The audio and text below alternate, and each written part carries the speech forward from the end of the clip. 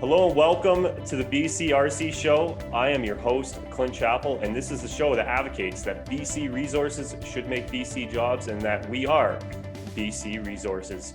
As you guys can see, we have our guests ready to go here tonight. But before we get going, guys, you know, I do this every single time. I just want to thank all the frontline workers. I want to thank all the first responders. You guys are keeping us safe. You're doing amazing work and a great job. So thank you very much. Make sure you guys are masking up out there. I don't think it's a political thing to say. I just think it's science. Mask up. Let's protect each other. Let's follow the rules and really look out for thy neighbor type of stuff. Also, guys, please follow us on social media. You know, follow us at the BCRC on Instagram, at the BCRC on Twitter. Find us on YouTube. We have our own YouTube channel. Find us on LinkedIn. Find us anywhere. We got everything. We got lots of stuff going on. So make sure you look everywhere for that. Make sure you guys buy memberships as well, please. We're always looking for memberships, and you know, we could really use some support. So anyways, I just want to introduce our guest now. We have Mark Lamb, the general manager and the head coach of the Prince George Cougars, and also Andy Beesley, the vice president of business. How's it going today, guys? All good here. Yeah, it's great. Thanks for having us on. Oh, I'm really excited. This is quite honestly, growing up in Prince George, big Cougars guy, you know, in those early 90s. I know Andy came on the podcast there, and we talked a lot of Eric Brewer, Dan Hamuse, you know, all the namesakes, Tyler Boat back in the day. And I really appreciate you guys coming on. So let's just jump into it right now, right away. Obviously, this week, you know, in the last day or so, actually, we heard some unfortunate news about the delay of the season again. Is there anything you guys can comment on that? We'll start with Andy. Is there anything you kind of want to say about that? Well, yeah, it's on the one hand, it's disappointing. You know, we're a hockey team. We want to be playing. We want to get our kids back in Prince George, where we're concerned about them, concerned about the community. But I'd also say a couple things. One is that at no point do we want to put ourselves ahead of the rest of the community and ahead of COVID. I mean, the reality is we're in a pandemic. Clint, you said it to start off the show. Wear your masks, stay socially distanced. We're practicing it every day. We believe in it. We think that we should be good little soldiers. You know, being a good teammate, sometimes it means stepping up and taking charge and speaking out loud. Sometimes it's shutting up and just listening to the other leader. Right now, we're listening to Dr. Bonnie Henry and following along with it, telling us to do so. And the other thing I'd say is that while it is tough for us, it has felt a little bit like the light at the end of the tunnel is a big freight train coming to run us over.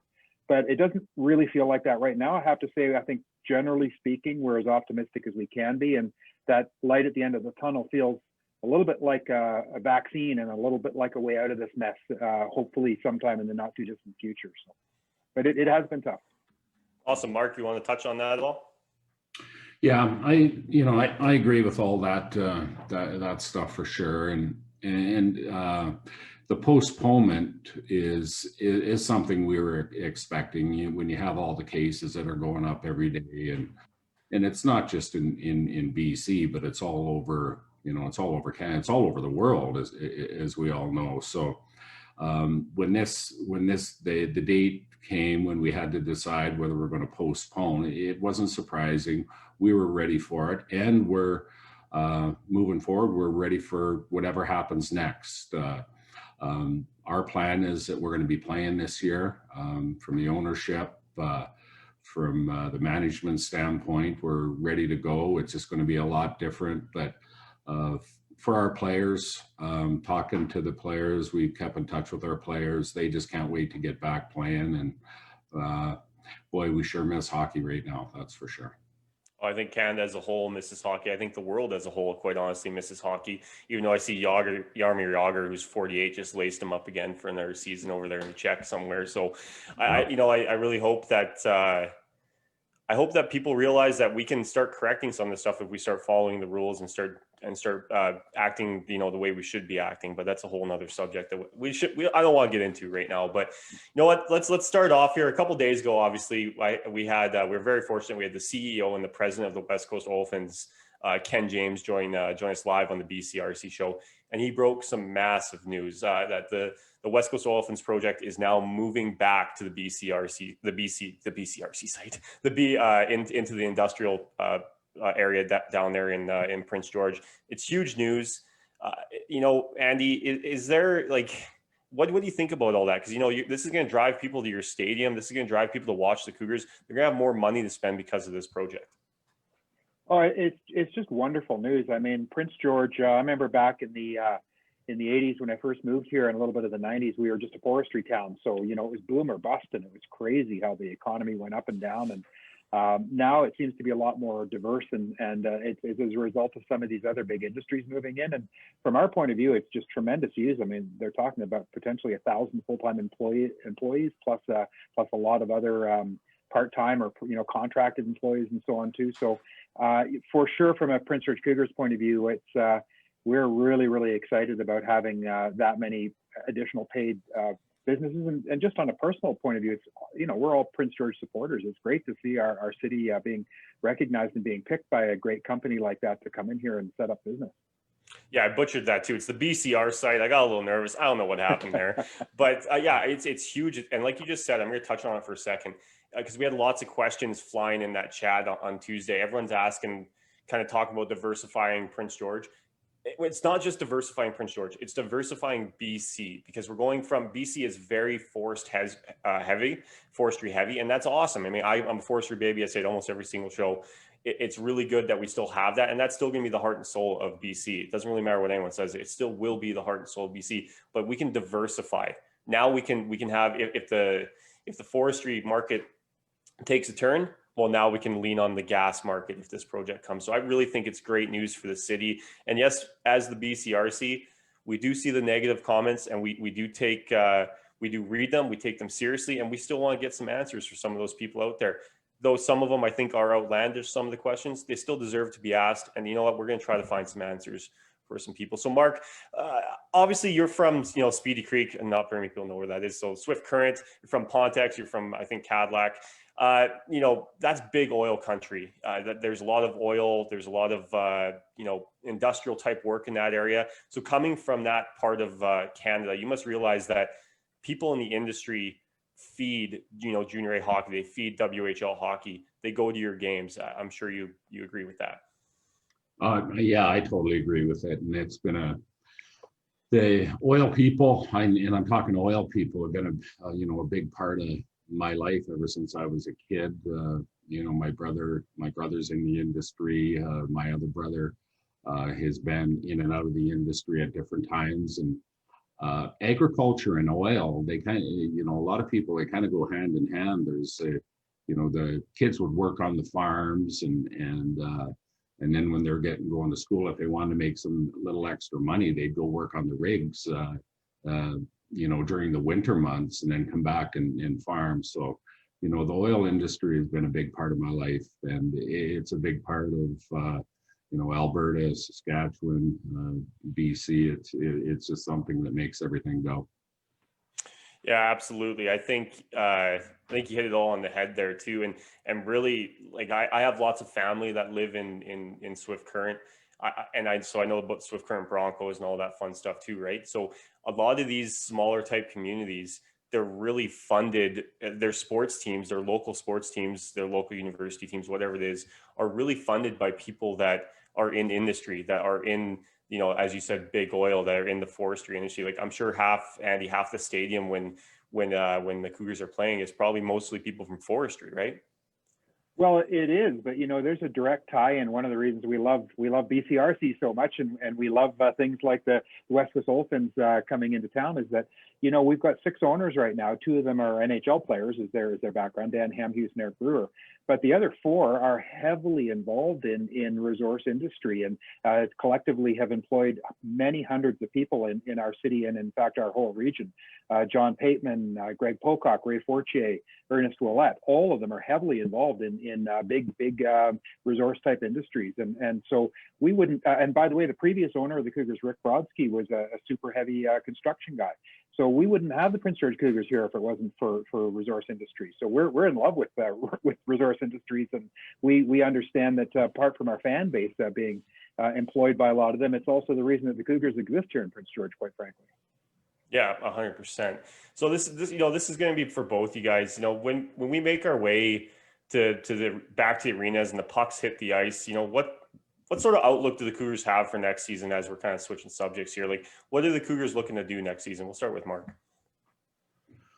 Well, the plan with our hockey team is nothing's really changed in where we're at. We're half a year behind in development, but where we're at in our organization right now is we're going to be a young team that's going to be an exciting and upcoming good hockey team. We've got a lot of really good prospects. We've had a lot of draft picks since I've took over the job here. We've before I got here, they sold, so there was a lot of draft picks in the cupboards. That being said, you got to make good picks and you got to get kids signed, and there's a lot to go into it. But sitting here looking at where we're at right now, it's very positive, very exciting to hopefully get back to the rink soon and have a real bright future here in Prince George. Andy, you got anything to add to that? Yeah, for sure. Just on the hockey side, I'm going to embarrass Mark here a little bit, but I'm not. None of us are arrogant enough to say the Canadian Hockey League and the WHL's got some tremendously talented people running the show. So I'm not arrogant enough to say that we have the very best, but I'm confident enough to say we have among the very best coaching staff anywhere in the WHL, let alone the CHL. Mark and what he brings to the table, and Gator, Jason Smith, and Taylor Dakers, and Steve O'Rourke. We have maybe even an overqualified coaching staff. So we're so excited on the hockey side of the business that it's in the right hands, and that they're going to guide our kids into a future where whether we win a Memorial Cup or not, nobody can predict that, but we do want to give our fans something to cheer about and make playoffs a little bit more than we have in the past. And once you make playoffs, anything can happen. And then the other side of the business is what we want to bring back to the table is this COVID situation is, I don't need to tell you, it's been devastating for everybody. And, a lot of our fans, this is their winter livelihood. We have some fans that are so dedicated Cougar fans that it's crushing for them not to be able to, this is their socialization. And so we're keenly aware of the fact that we've got this giant gap in our community. And then, of course, it's the economic spin-offs from not having our team run. Our team is estimated to generate $3 to $4 million of direct economic spin-offs every single year. And that's with lower attendance. So, when our attendance is bigger, it goes up from there. And then, of course, we donate tens of thousands of dollars to charity every year, and we work in partnership with so many different charities. So we think that the gap that's out there is really profound, and that when we're able to get everybody back to the arena, we want to be, I hate to sound kind of corny about it, but almost like a part of the therapeutic factor, if you like, of bringing the community back together, almost like part of the healing process. And to, whether people are hockey fans or not, to find ways to bring them back together and celebrate the fact that the Cougars can take a leadership role in bringing the community back together. So it's all about the hockey side on Mark's side, and the future is super bright there. And I think it's super bright on the community side too. I think the two are going to come together, and some really special things are going to happen over these next couple of years. Yeah, I definitely agree. I think that it's a big, once we're out of COVID and once we're kind of back to reality and the way everything is, I think sports and arenas and concerts and all that stuff is going to be therapeutic for people. It's going to be like, okay, exhale, I can go now. I can go to the Cougars. I can go to the Spruce Kings. I can go to UNBC basketball, whatever it is, right? And watch people. So I really think that I think you're dead right there. Is we're gonna once we start getting back to doing all this stuff, people are really they're gonna start feeling more involved in the community, and I think that's gonna entice people to do more activities as well. So that's very well said. So again, for both you guys, Andy, you can answer this first, but what can Prince George fans right now do to support the Cougars? What activities can they be doing? What can we see from people to kind of help support you guys? Well, I have a real immediate answer, and then a little bit longer term one. But immediately, what people could do is follow us on social media, pay attention to what's going on, because a lot of what we do, again, is community minded. We have a uniqueness in town, and that a lot of by necessity, a lot of the other teams and agencies, when they fundraise, they have to fundraise for themselves to keep themselves going. Well, we're a business, so we don't really fundraise for ourselves. So everything we do in the charity world is actually for other people. So right now, for example, we can't run our Teddy and Toque toss, which is always for the hockey players and the fans alike, that's a big game that we can't run this year. But apart from fun for the fans, that we donate thousands of items of much needed clothing and teddy bears and toys and so on for kids at Christmas. Well, we're not doing that this year. So we're right now we're putting a lot of effort into a virtual teddy and toque toss where we're simply just raising money for the Salvation Army. And if people follow us on social media, you'll see how you could, instead of maybe spending a few bucks coming to our game, you could spend a few bucks, the same dollars you would have spent anyway, and maybe donate to the Salvation Army.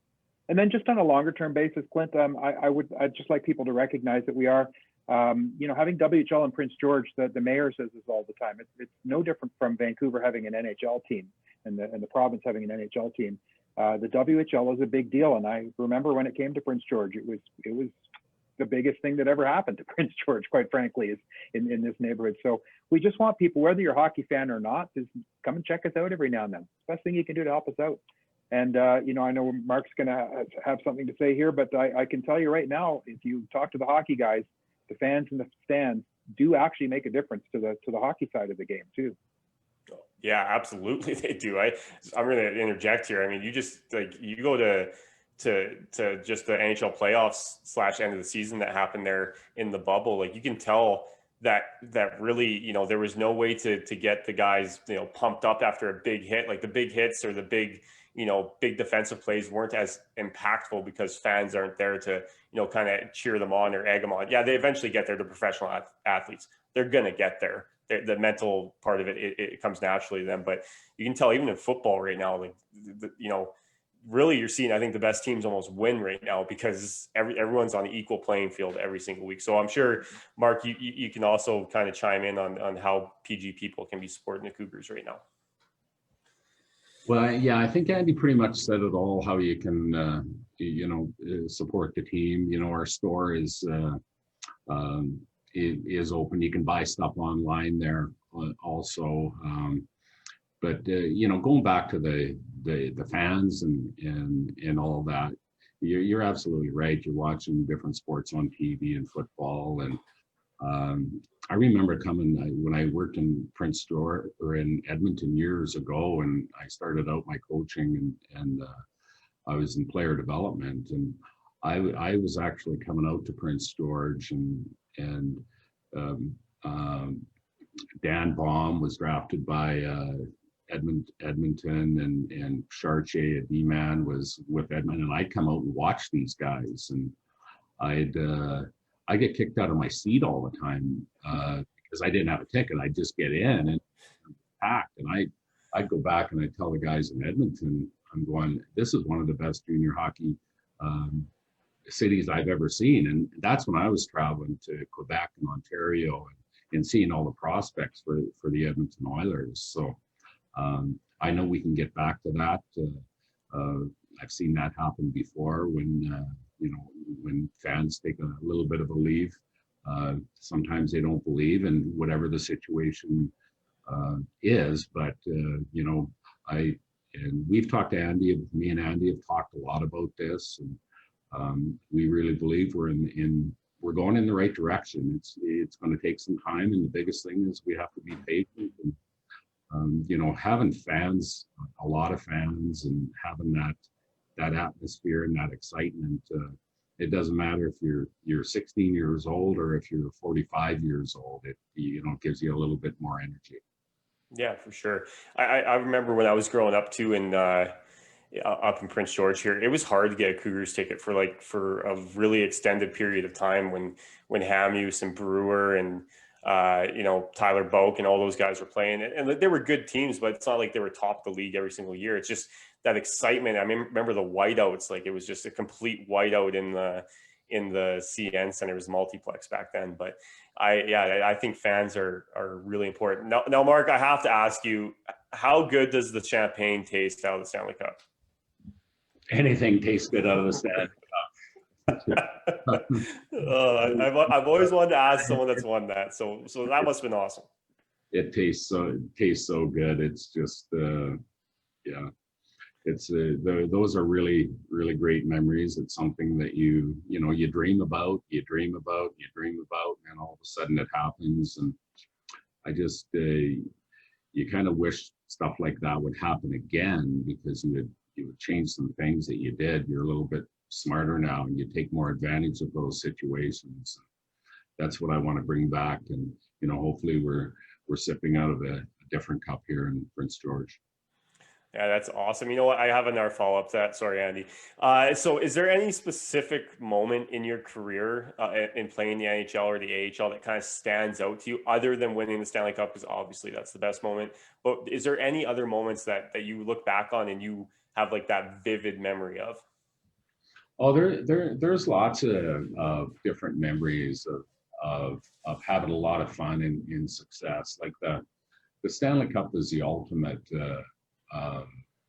in the NHL you're winning. But I won in the minors also, and it was just as gratifying. Actually, the best team I ever played, the best team you play on is in the NHL, but the best team I ever played on was probably in Houston, where our team was unbelievable, and we ended up winning the championship there. It was just as gratifying, and this was after I won the Stanley Cup. So putting that together was great, and playing in Europe was another great thing for me. And it's all different, but it's all in the same category. Yeah, no, for sure. So we're gonna do a couple quick little social media plugs. If you guys haven't followed us on Instagram yet, please follow us at the BCRC on Instagram. Follow us on LinkedIn, YouTube, Twitter. Follow us everywhere. The more support, the louder our voice can be, and the more cool guests we can get on. So before we get to kind of our pseudo announcement here between the BCRC and the Cougars, I just have a couple questions from the crowd or from the people watching. This one is. The Cougars have some great prospects in the system. How many rookies do you see in the years line up once the season starts? So how many rookies do you think you'll see on the team when the season starts?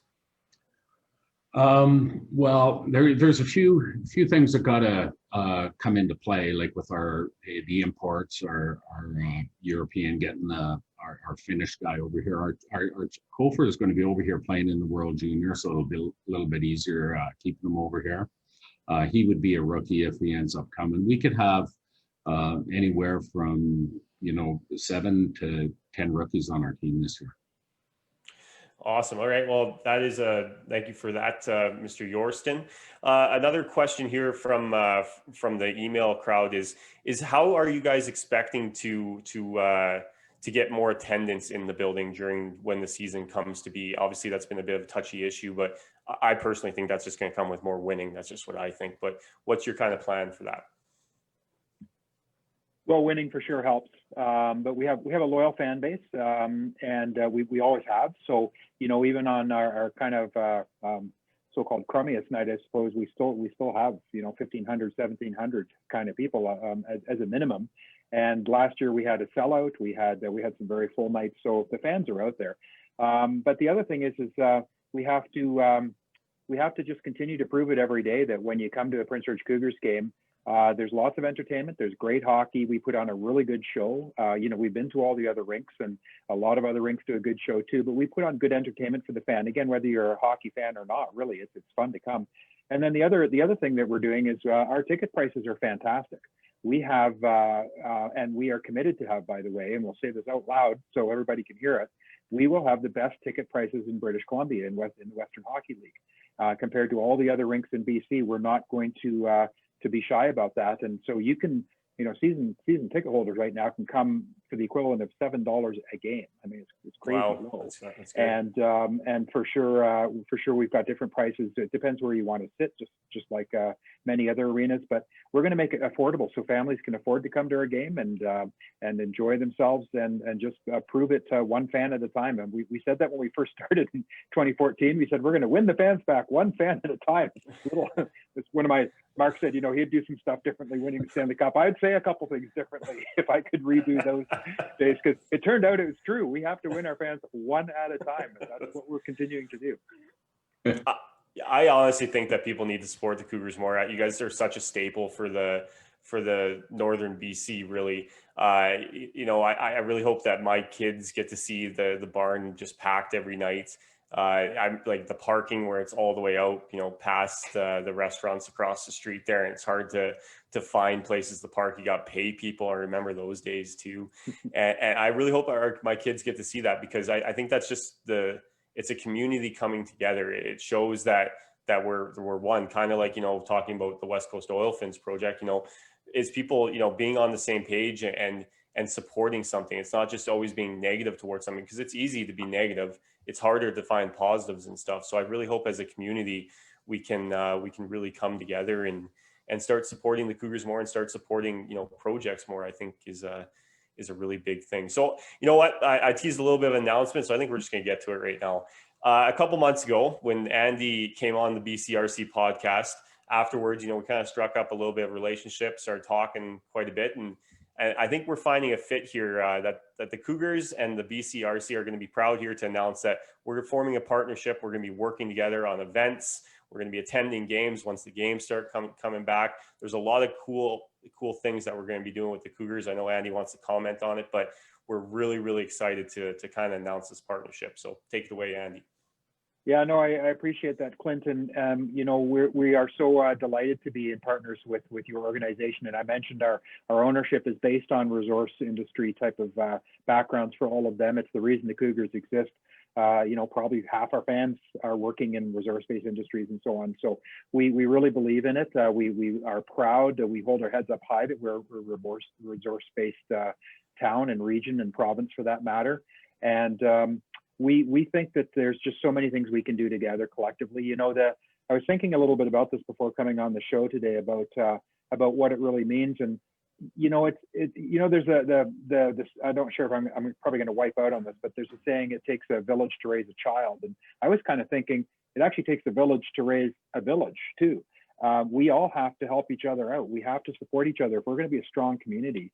The more big industry that's here, the more we can support teams like the Prince George Cougars and get fans in the stands, and then the players play better, and we get to more playoffs, and it's a real synergy. And then the other side of it is that the more the Cougars can be here and entertain the folks, the more people want to open up big industries here and want to work here, and professionals want to move here, and laborers want to move here and live here and enjoy the quality of life. So I think we're all in this together, and I think the more that we can form these partnerships, Clint, and you and the rest of the members, the better we can do. And I will also say that in terms of Clint and his membership drive, is that it'll pay off being a BCRC member, because we're going to have some very special deals for BCRC members, exclusive to you. And so the more members you have, the more you're going to take advantage of your membership when you come to Cougars games. We'll make some good special deals for you and make you happy. That's awesome. I'm really excited for that partnership. Mark, is there anything you want to add to this too? No, that's well said by Andy. Awesome. So guys, I do have one more question from the crowd here, and I feel like I probably should ask it. It is a little bit of a controversial one, so if you guys want to sidestep it, I get it. But there's been some hazing issues that have come out in the WHL, or not WHL, but in CHL recently. Like, how do you guys deal with talking to your players about hazing if anything comes up with that? How are you kind of creating a cohesive environment? Well, there's certain standards that even personally that I have, and the league does a great job of there's a bunch of different workshops that we work with. There's no hazing at all. You do some fun stuff. There's rookie veterans, but there's none of that kind of stuff at all. And all that stuff was so far, so long ago that some of that stuff happened. But the way the WHL and the Canadian Hockey League, the way they run things and keep an eye on the players with all these different workshops and stuff we do, that when you hear that kind of stuff, it's disappointing. It's disturbing. Yeah, it really is. Andy, is there anything you want to add to that, or? Mark said it all. I'll just say from my own personal experience, I'm sure in the 60s and 70s and 80s, maybe even the beginning of the 90s, there was different standards, and then for sure some of the stories are probably true from the old days. But I can tell you, I've been involved with hockey for a long time now. I've been on many different levels of hockey, and it does not exist anymore. If it does exist, I literally have not heard of it. If I did, and I know Mark's the same way, we would speak up against it, because none of us are interested in any of that. We're interested in producing not just good hockey players, but good people, good future husbands, good fathers, good community people, and we're not interested in that sort of nonsense. But Mark said it best. The players are so well educated now, and they have so many layers of protection now sometimes not even involving our team. They've got independent kind of people they talk to and so on that come in and work with them too. So it's I feel very proud to be a Prince George Cougar and know full well that those are old fashioned stories, and I'm happy to say that they don't happen anymore. Well, that's good.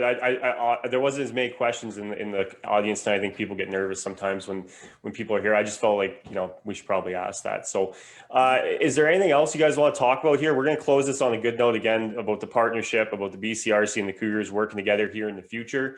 And I can't wait to see some pucks hit the ice. So is there anything you guys want to say before you head out? No, I just, thanks for having myself on, and Andy. I think it's always good to get out there, and it's been a long time since we've shared a lot of stuff into the public, and this is a way to get it into the public. We're still here. We're raring to go. We think our future is very bright on the hockey side, on the business side, and we just can't wait to get going. Andy? Yeah, ditto for me. Thanks so much for having us. Thanks everybody watching, and I'm going to give my plug for people that want to see us back in the rink. Is the best way to get us back in the rink is fight COVID. Just be quiet and just do what you need to do. We're all doing it. None of us are happy about it, but just be quiet, put your mask on, stay socially distanced, fight COVID. The faster we can get past this, the faster we can get everybody back in the rink and get back to normal. Absolutely. That is very, very well said. So thank you guys for coming on. Both really appreciate it. So for Mark Lamb, for Andy Beesley, this is Clint Chappell, and you've been watching the BCRC show. Have a good night.